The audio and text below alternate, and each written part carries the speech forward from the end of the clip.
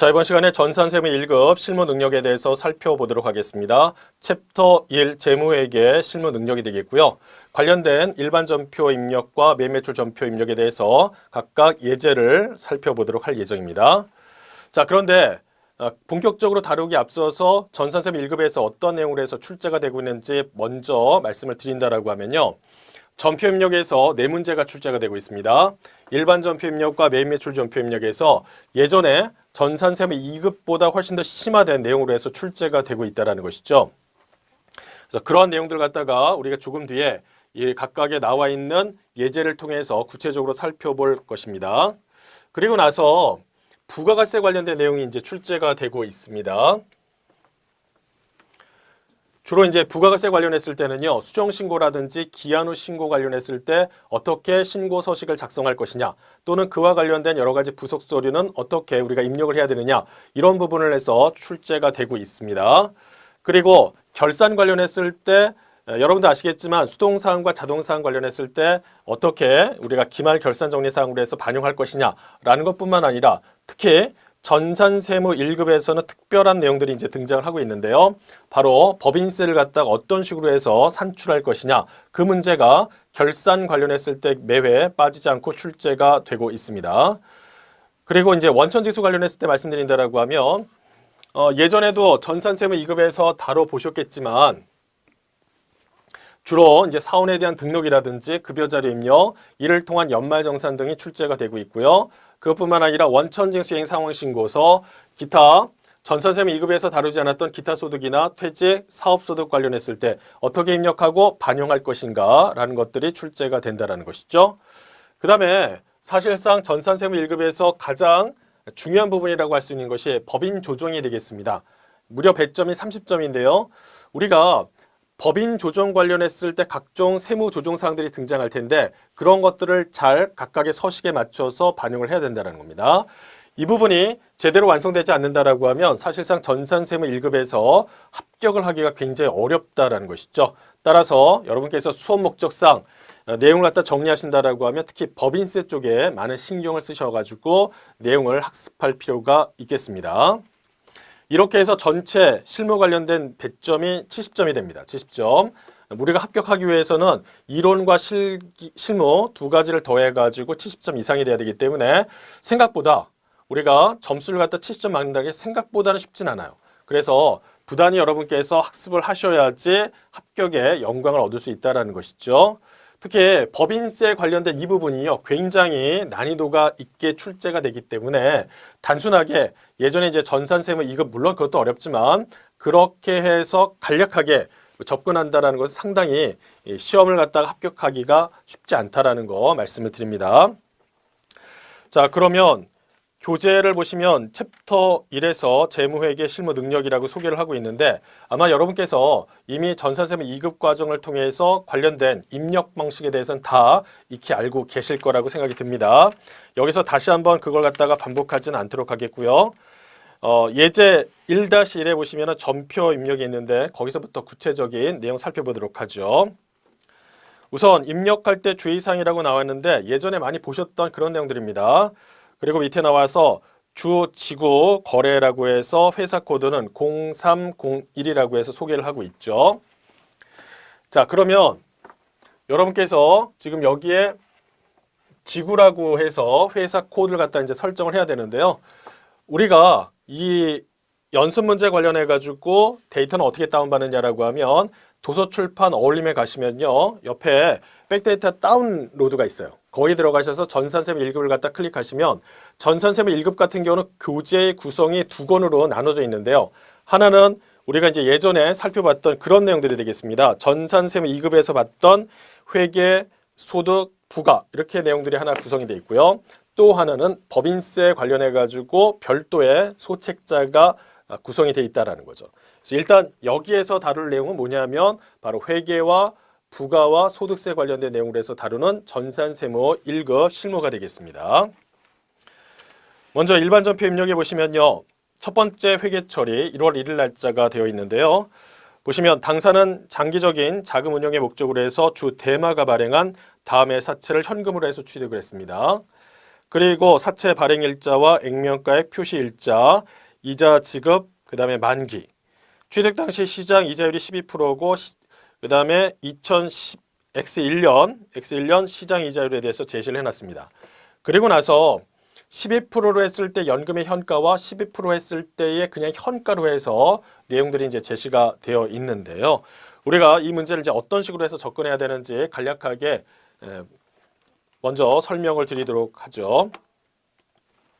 우선 여기서 이제 현가가 나오고 그 다음에 연금의 현가가 나오는데 왜 이 내용이 나왔는지 조금 생각해 보실 필요가 있다는 거죠. 여기서 사채를 발행했는데 지금 액면가 100만 원이고 이자 지급은 매년 말에 후급으로 해서 처리가 된다라고 했었습니다. 3년 동안 내용이 나왔는데요. 그러면 지금 이제 사채에 대한 발행이 있었고요. 3년 만기라고 했었습니다. 3년 만기. 그러면 이에 따른 원금이 있겠죠? 근데 중간중간에 매년 말 시점으로 해가지고 이자를 지급한다라고 했습니다. 1년 말이 되겠고 2년 말 그리고 3년 말로 해서 각각 이자를 지급한다라고 되어 있습니다. 이자. 자, 그러면 우리가 사채 발행 관련했을 때 여기에 나와 있는 이 사채에 대한 내용을 처리한다라고 하면 이때 취득 원가를 갖다 어떤 식으로 해서 산정을 해야 되느냐라는 것이죠. 일단 원금이 있잖아요. 원금에 대해서는 3년의 현가를 갖다가 적용합니다. 무슨 얘기냐면 3년 뒤에 원금을 받지만 지금 시점으로 해서 땡긴다라고 하면 얼마를 받을 수 있느냐라는 것이죠. 그게 현가예요. 그리고 나서 매년 말에 이자를 갖다가 이제 10%씩 해서 지급받는다라고 했었는데 그 지급받는 금액에 대해서 매년 받는 거니까 이게 연금 형식이거든요. 그러니까 매년 받았을 때 1년 말 시점에서 지금으로 땡기면 2년 말 시점에 이자를 지금 현재 시점으로 땡긴다.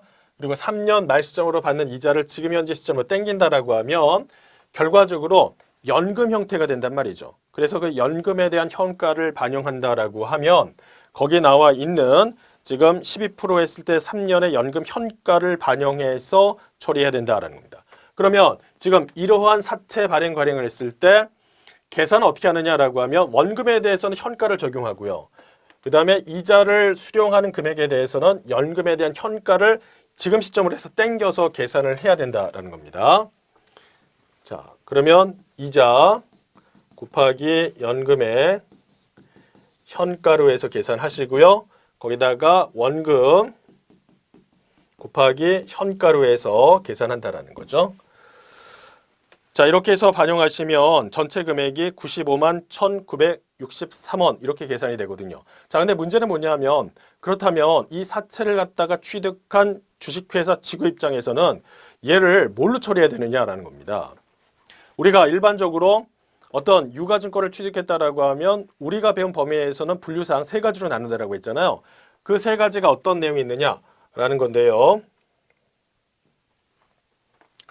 먼저 첫 번째는 단기 매매 증권이 있단 말입니다. 그리고 나서 만기 보유 증권, 마지막으로 매도 가능 증권이 있는데 단기 매매 증권이라는 것은 말 그대로 이게 어떻게 시세 차익을 노리고서 단기 처분 목적이잖아요. 시장성 있는 거래 내역이고요.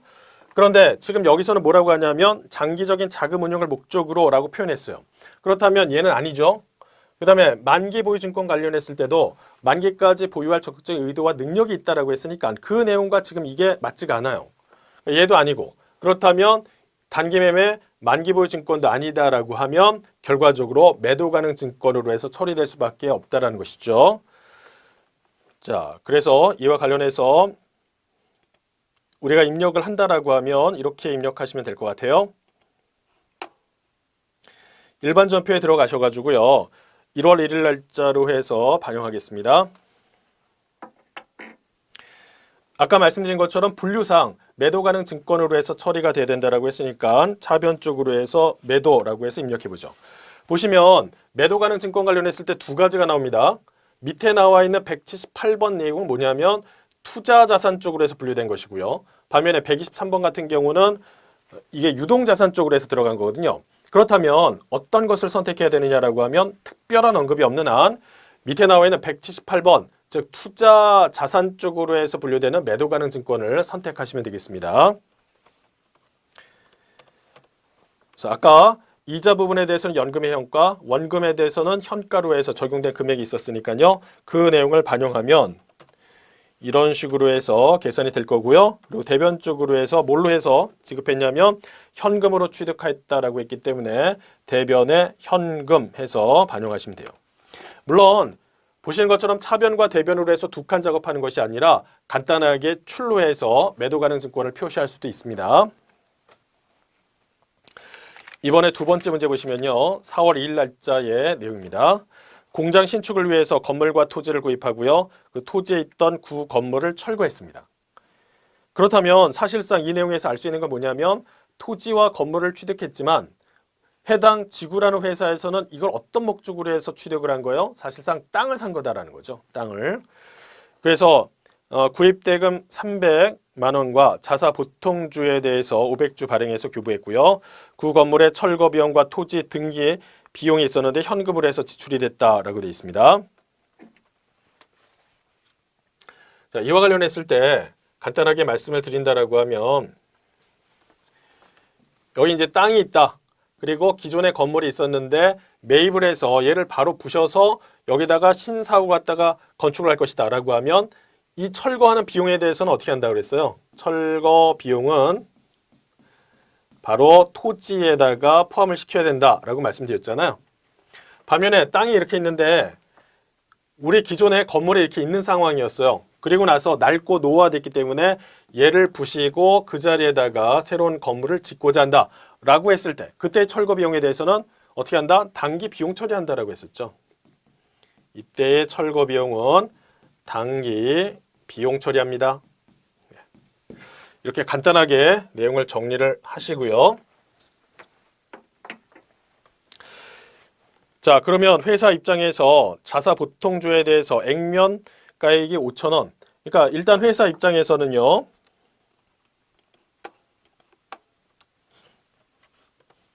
(4월 2일) 날짜로 해서 분개를 한다라고 하면 대변 쪽으로 해서 액면 금액은 자본금으로 표시가 될 거다라고 했습니다. 자, 이거는 이제 액면으로 해서 표시가 된다라는 거죠. 얼마가 될까요? 500주를 갖다가 5,000원으로 해서 계산해 보시면 250만 원 이렇게 될 겁니다. 그리고 나서 그런데 이제 시가가 8,400원이라고 했으니까 얼마만큼 할증해서 발행이 된 거예요?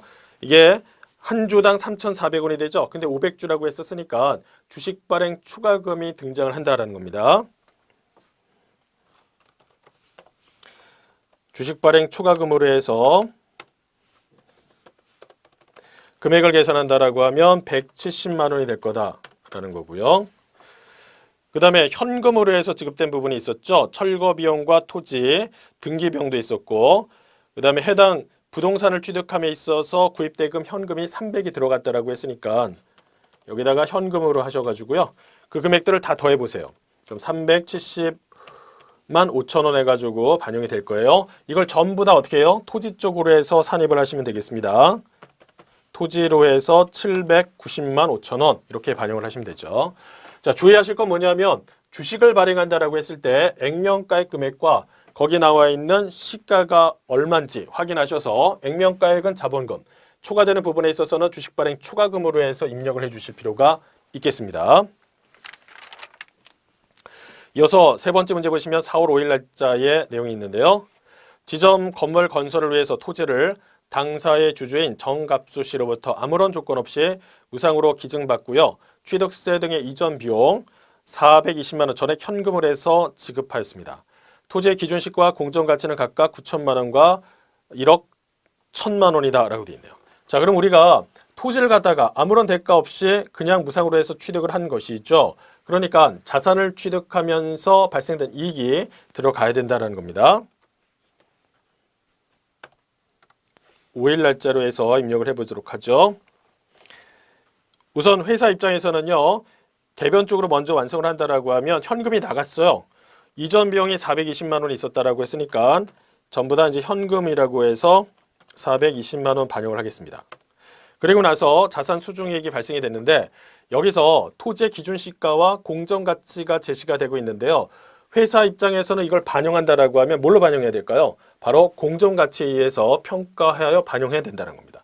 그러면 회사 입장에서는 자산을 어떻게 해요? 수증받은 거죠. 증여한다는 것은 준다라는 것이고 증여를 받았다라는 것은 수중한다라고 했으니까 자산을 수중하면서 발생된 이익을 여기에 처리를 해야 되겠습니다. 그래서 자산 수중이익을 반영하시고요. 금액은 1억 1,000이 되겠습니다. 그래서 지금 여기 나와 있는 이전 비용 현금 지급액과 공정가치 금액을 다 더해서 회사가 토지라는 자산을 반영을 해야 되겠죠.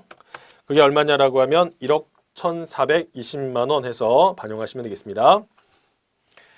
그 다음에 네 번째 보시면 4월 4일 날짜가 있네요. 주지구의 감자전 자본에 관한 자료는 다음과 같습니다. 먼저 보통주 자본금이 주당 1,000원으로 해서 1억 원이 있고요.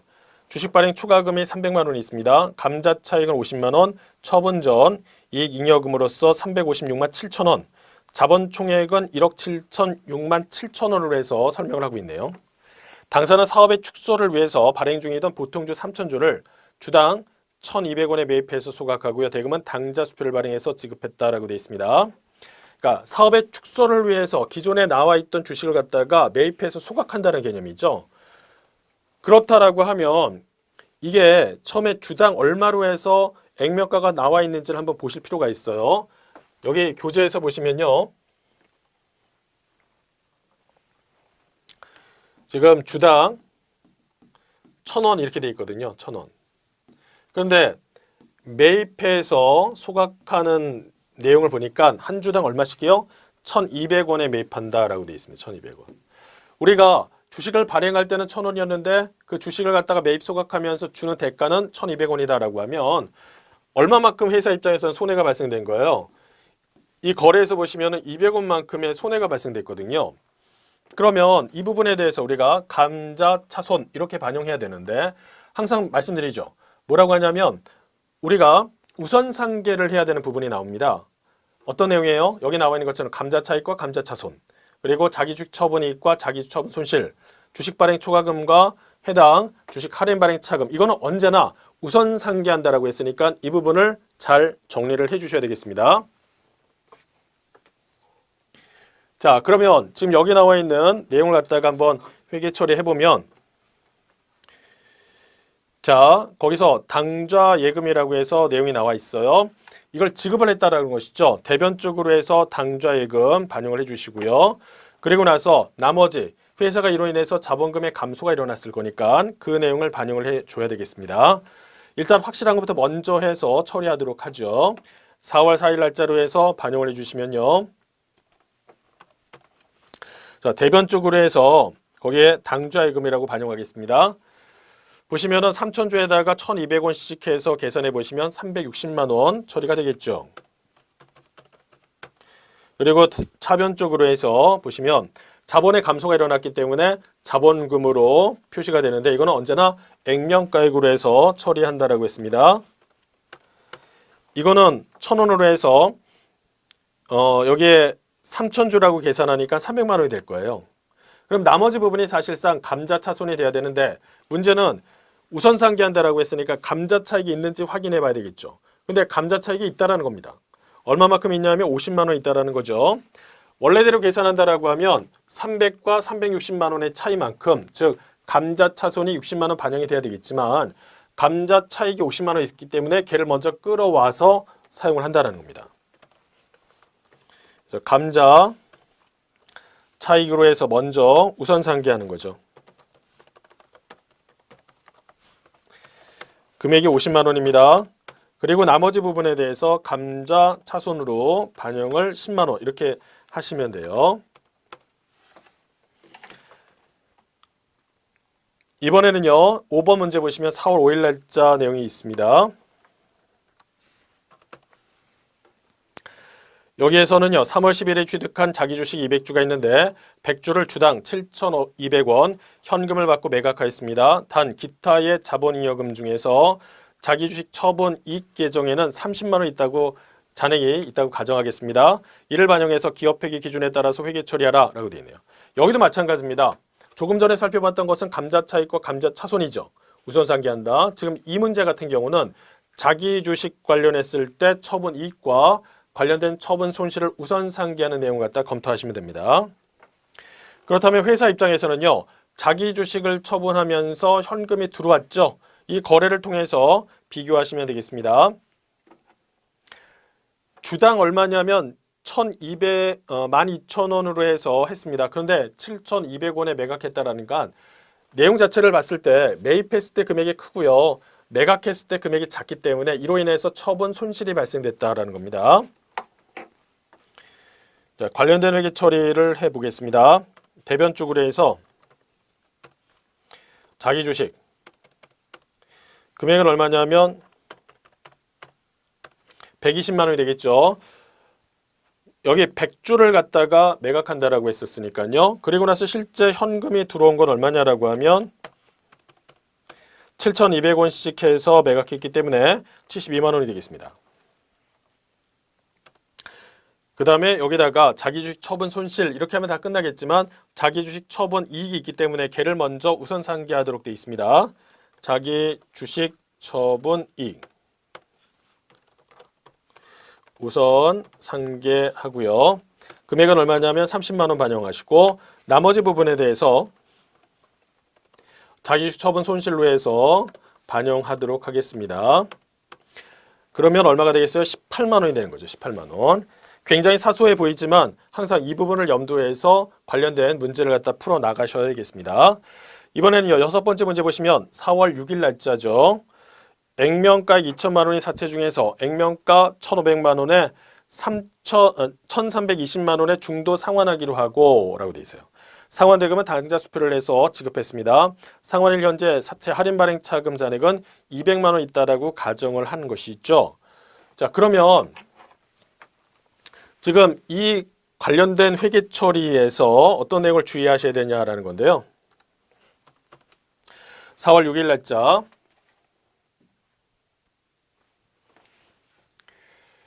우리가 사채를 상환한다라고 하면 그 상환한 거 관련했을 때 상환 손익이 어떻게 나오는지를 검토하셔야 되거든요.